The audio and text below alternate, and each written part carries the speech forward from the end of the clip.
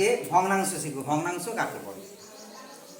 আচ্ছা বলো তো, কে কে ওই যে পিস কেকগুলো, স্লাইস কেক, কে কে খেয়েছো? সবাই খেয়েছো তো? ওই স্লাইস কেকের ভিতরে দেখবে পাট পাট পাট পাট ভাগ করে দেওয়া থাকে না কেকগুলো? সেইটা যদি আমি না ভাগ করা অবস্থায় পাই তাহলে কি হবে? সেটা গোটা। আর যখন পাট পাট করে ভাগ করে নেওয়া হচ্ছে তখন কি হয়ে যাচ্ছে? ভাঙা। সেই ভাঙা অংশটা যখন আমরা নেবো, একটা কি দুটো কি তিনটা, যখনই আমরা নিই, আমরা ভাগ করার জন্য তো নিই। কেকটা কি জন্য করেছি? যাতে সবাইকে ভাগ করে দিতে পারি, সমান সমান করে ভাগ করে দিতে পারি। সেটা হচ্ছে ভগ্নাংশ। মানে ভাঙা যখনই হয়ে যাবে তখনই সেটা হচ্ছে ভগ্নাংশ। আর গোটা থাকলে পূর্ণ অংশ, গোটা থাকলে পূর্ণ অংশ, আর ভাঙা হয়ে গেলে সেটা ভগ্নাংশ। ভাঙাটা সমান হতে হবে। ওই যে কেকটার কথা বলছি, কেকটা দেখবে মোটামুটি ভাবে সমানই ভাগ থাকে। সমান ভাগ না থাকলে হয়তো তোমাকে আমি দেবো, তুমি যদি ছোটো বা বলবে আমি নেবো না, আবার এ বলবে বড় পেয়েছি আমি দেবো না, তাহলে ভাগ করলে তখন অসুবিধা হয়। তার জন্য কি করা হয়? ভাগটা সমান সমান ভাগ করা হয়। তো সমান ভাগ করার পর দুটো অংশ হয়। প্রথমে হচ্ছে কতগুলো অংশ ভাগ করা হলো। এই যে ধরো যদি এটা হচ্ছে একটা গোটা অংশ কেক, যদি ধরে নিই, তাহলে এই কেকটাকে আমি যদি কতগুলোকে ভাগ করলাম, 1 2 3 4 5 6 7 8টা পিস করলাম। কটা পিস করলাম? 8টা পিস করলাম। দিয়ে সেখান থেকে ধরো আমি লাবণ্যকে দিলাম, হ্যাঁ এই এতগুলি দিলাম।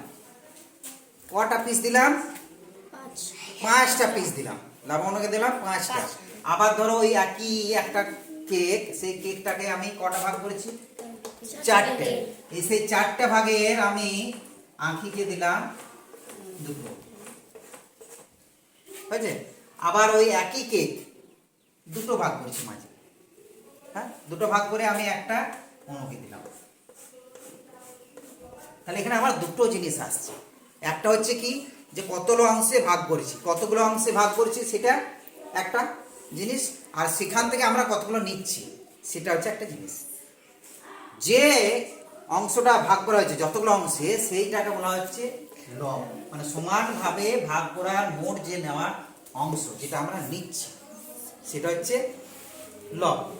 আর সমানভাবে ভাগ করার মোট অংশ, মানে এই যে মোট অংশ এখানে 8টি, হ্যাঁ তার থেকে কটা লাবণ্যকে দিয়েছিলাম? কটা দিয়েছিলাম? 5টা। মানে এটা হচ্ছে 5-এর। আর আঁখিকে কটা দিয়েছিলাম? 4টে ভাগ করে 2টো। আর অনুকে দিয়েছিলাম এখান থেকে 1টা। তার মানে দুটো ভাগ করা হয়েছে সমান, সেখান থেকে অনুকে দেওয়া হয়েছে 1টা। তাহলে অনু কত পেয়েছি? 1-এর 2। আবার ঠিক একই, আঁখিকে 4টে ভাগ করেছিলাম, 2টো দিয়েছি, তাহলে 2-এর 4।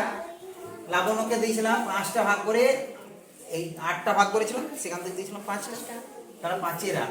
এই যে 5-এর 8, 2-এর 4, 1-এর 2 এগুলো বলছি, এগুলো হচ্ছে ভগ্নাংশ। ভগ্নাংশের তাহলে দুটো অংশ, উপরে একটা অংশ, নিচের একটা অংশ। উপরের যে অংশটা সেটা হচ্ছে আমার নেওয়া অংশ, নিচের অংশটা হচ্ছে সমানভাবে ভাগ করা মোট অংশ। তাহলে উপরটাকে বলা হচ্ছে কি?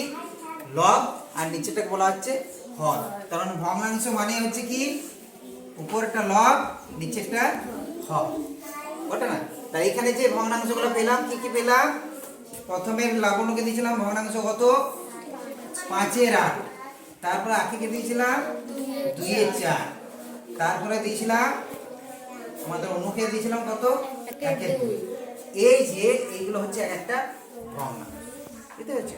এগুলো হচ্ছে এক একটা ভগ্নাংশ। ভগ্নাংশের কটা অংশ? তাহলে দুটো অংশ।